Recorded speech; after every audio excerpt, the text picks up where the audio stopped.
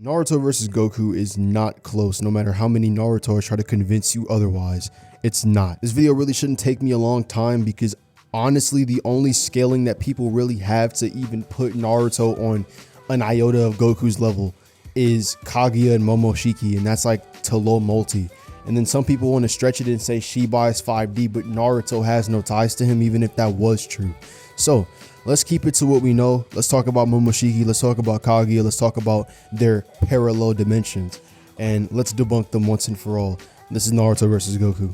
So to start, I just need to make sure that everyone understands that Kaguya is under a lot of scrutiny here because a big majority of her scaling is definitely tied to keywords that are not actually shown in the raw kanji of the manga. I have this video on TikTok where I show countless scans and other pieces of evidence that showcase this to be the case, where a lot of people think that, Kaguya had time spaces or space-time continuums, just that she was rapidly sending people to. And this is not the case. However, again, Viz Media mistranslated the scans so they would lead you to believe this to be the case, but it's not. So like I said, this video on TikTok openly shows all of the pieces of evidence that have been mistranslated by the Viz, where in that scan it says time, space, things of that nature, but in actuality it says the kanji kukan, which just simply means space. And that doesn't really inherently mean anything for them either, because if you actually pay attention, that's not the primary definition of the word. The primary definition of the word, and for those that don't know what a primary definition is the most consistent or most often definition used for the term. So whenever you see someone in the wild use this phrase, 9 times out of 10, this is what they mean. So again, the primary definition of the word in Japanese literally means location, area, or room. And the secondary definition is a 3-dimensional manifold made of length, width, and height. So essentially, the burden would then be on them to provide why this definition would be the case, or this is exactly what the Naruto context is talking about. So the scan, it's the start of a new time space, is not saying that. It's the start of a new space, and that can literally just mean it's the start of a new location, a new area, things of that nature. Even the Amanaka data book is mistranslated, and this is honestly shocking because this is commonly known to be mistranslated, yet people still use it and try to twist it and spin it to mean that Kaguya is creating space-time continuums. Like I said before, they're never called space-time continuums. Secondly, they're never even called dimensions, like how the Amanaka mistranslation tries to say it is. The actual statement just says that she is freely weaving space unrestrained, which is literally just in reference to her overall ability to transport her and the world around her to another world, which does not mean what you think. First and foremost, right? The world around her simply just refers to those in her general vicinity, things like Team 7. In general, if you actually pay attention to how Kaguya's ability, the Amanaka, works, it only works on Team 7. Those in her airspace, like, it just works on them and them alone. The Hokages weren't affected, not even any part of the ground that Kaguya was on, or that Naruto, Sasuke, and Sakura, Kakashi were on. Like, none of that. But yeah, it's just a localized warp that just sends the people to another area. So again, it's not some dimensional warping ability. It's nothing of the sort. Now, some people again think that Kaguya has dimensions that she's accessing. This is not the case. The reason why this is not the case is because, again, in the Viz, it will be mistranslated to say dimensions, but in the kanji, it would say things like kukan or place. They're also openly called worlds, and worlds are never referred to as dimensions kanji-wise. So that just, well, they can be, but that's something that needs to be proven via context, and that has not been done so. I've literally been demolishing the entire context that would establish this idea as a means of, like, literally breaking Naruto scaling down. So in truth, world would have to be referring to one of the 3 definitions, that being society, planet, or universe. And there's no evidence for society and there's no evidence for universe, but there is evidence for planet, so I would take that. Some people also use the shitty argument of, well, there's a different part of the day and night cycle, and there's also 2 moons in Kaguya's world, so they have to be different dimensions, right? No, like, I need people to genuinely understand how stupid that sounds. By that logic, Mars, which has 2 moons, is essentially in another world or another dimension. Like, what the fuck? No. Like, oh, it's a different part of the day and night cycle. Oh, it's daytime over here, it's nighttime over there, or it's daytime right there, it's nighttime here. Oh, so I guess people in fucking Japan are in a different dimension. Like, what are we talking about? What? Again, different parts of the day and night cycle and an extra celestial body is not proof of a different dimensional framework. That's just not evidence, like, at all. And don't even get me started on the eternal truth-seeking orb. Jesus Christ. Okay, so to break this down, I don't really care about what it was going to destroy, but again, it's stated to destroy the world. So that's what I'm going to take it as, right? It's going to be able to destroy Kaguya's world. That's cool. Planetary. What else? Like, that doesn't really help.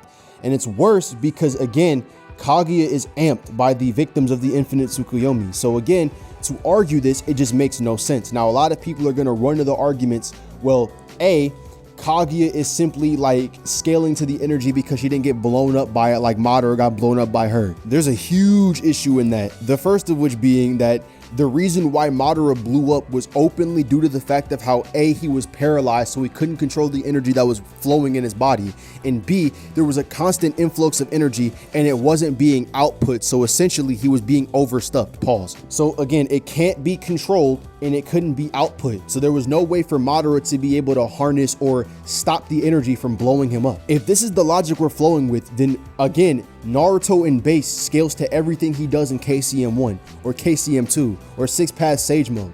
Like, I hope we're not going with that. Like, those are power levels that Naruto in base does not reach. He cannot reach that. He does not scale to that. The same way Kaguya taking the infinite Tsukuyomi's victims in their chakra is literally not her power. Now, some people are also going to follow up even more stupidly with the argument that all chakra was her chakra, and this is not true. Being a progenitor of something does not always mean you're the creator of said concept or said thing. It could just be you're the first to ever, use it or introduce it in a way that's never been done before. And that could be somewhat true because Kaguya was able to use her chakra in attacks and fueled that for power. Meanwhile, everyone else who had infinitesimal amount of chakra and could even call upon it, they couldn't do anything. They were literally powerless. It wasn't until Hagoromo had some of his mom's chakra from literally being born. Yes, like I said before, the only people that got diluted and split chakra was, again, Hagoromo and his brother, his sons, and then their reincarnates. That's it. Again, people think that ninshu is the spreading of chakra. No, it was the spreading of ninjutsu or the usage of chakra. Chakra is in everything in every body. This literally makes no sense to insinuate. So let me reset. Another reason why it would make no sense for Kaguya to be the originator of chakra as a whole is the fact that celestial bodies that existed before Kaguya and before she even ate the fruit, right? They have chakra. How? Literally how? That makes zero sense. Unless she isn't the originator of chakra as a whole, but instead the new evolution of it. So all in all, that amp that she receives is not something she scales to. I never want to hear that again. I am so tired of that argument. Now, once again, Momoshiki is another one of those examples that just happens to have a lot of mistranslations that aren't necessarily true. Again, Momoshiki is never stated to create a parallel dimension. Those are literally mistranslations. I'm so sorry I had to keep explaining this, but a lot of people lie, and fans love to lie the most. And a lot of fans came up with mistranslations, especially of like anime informational guides and like anime episode guides and shit like that.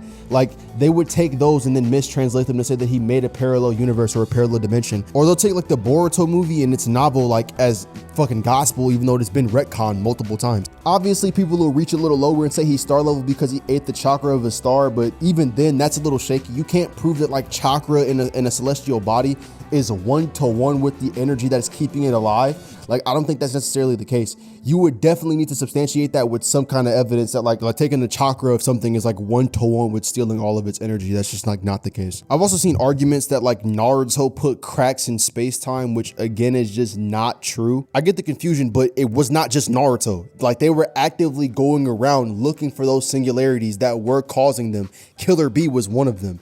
And like, it wasn't just Naruto.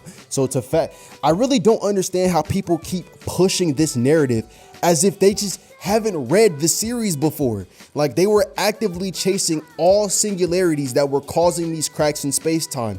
Naruto was one of them, but he was not the only one. So like, we have no evidence that links how much energy Naruto was like causing or contributing. That was like, there's nothing there. Like, we don't know how that's uni. Like, even Kaguya was one of the singularities that caused such an issue. She's just sealed. Like, so what are they chasing her for? What are they even mentioning her for? She already got like wrapped up. Then there's the speed arguments, and oh my God, like, yo, y'all have no idea what I go through. So the basis of the speed argument is essentially that Haku has the ability to basically jump in between his mirrors at the speed of light. So I'm gonna stop it right there because it's gonna like definitely drag on if I don't. This is not true. The actual statement says that it's possible for him to achieve that speed, and possibility doesn't mean probability. So sure, that can be a possibility, but that does not mean it's an actuality. So that's just kind of a waste of time. Even though I've debunked it, it gets worse. People also then take the gate statement and they take it hyper literally. The statement where it says you get dozens of times stronger, things of that nature. It's not as concrete as everyone loves to make it seem. First of all, the phrase dozens of anything is typically a hyperbole, but more on that, I need everyone to understand why that just doesn't make any sense. In fiction, the phrase dozens of times is literally just used more often than not to refer to like something being overwhelmingly powerful or like game-changingly powerful, not necessarily like a hyper literal thing, but like just something that's used to give like a brief like summary of power. You feel me? Again, does not necessarily mean it's literally dozens of times. I've also seen people try to argue that Kirin is light speed. This is wrong. Even in the original manga, it literally says it attacks at 1/100th of a second. Like, what, bro, what? Like, huh? Others also want to use the water fang bullet and say that that's light speed. However, I'm inclined to disagree with that as well, because again, Kakashi was able to react to it pretty effortlessly. And more on that, this Kakashi is way slower than KCM1 Naruto, and KCM1 Naruto is relative to the Raikage in terms of speed, and the Raikage is lightning speed. So I don't really see the light speed link here. The light fang, I can work with that. That's good. But even then, I haven't seen any good multipliers to get Naruto any higher off that. So I don't really know how people got him to MFTO plus. I'm stunned. I don't understand it. I'm very confused. So now we have with Naruto multi-planetary AP to somewhat star level AP, I guess. And then we have, you know, FTL speeds. Cool. The funny part is Vegeta gets to star level in the Saiyan saga, and like it gets worse from there. If we're talking about current Goku scales anywhere from low complex to outer versal. Like, I've already done this scale multiple times. Go check my YouTube shorts. It's already there for you. Like, and in terms of speed, like not even accounting for the outer shit. Let's just talk about like low complex multi, and then we can like get into the speed now, right? It's infinite to immeasurable. Like Goku quite literally is able to move freely in areas where time does not exist. He's able to surpass Hit's time skip.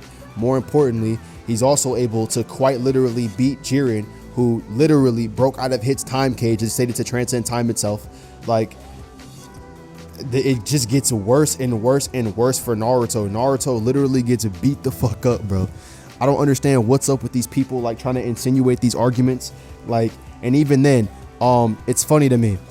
People keep talking about the fucking Rasen Shuriken. Oh, it's Duraneg, it's Duraneg, it's Duraneg, it's Duraneg. Wrong. Like, yeah, it attacks at a cellular level, but it can be tanked. Like, literally, the Raikage sustained it. Like, I think somebody who's low complex multi in comparison to somebody who's multi-planetary is for sure going to be able to tank that. Anyway, Goku Stomps. It's been your boy Historic. Much love to everybody. Hey, peep me in a new collab that's finna come through for Zeta. See y'all real soon. I'm out. Peace.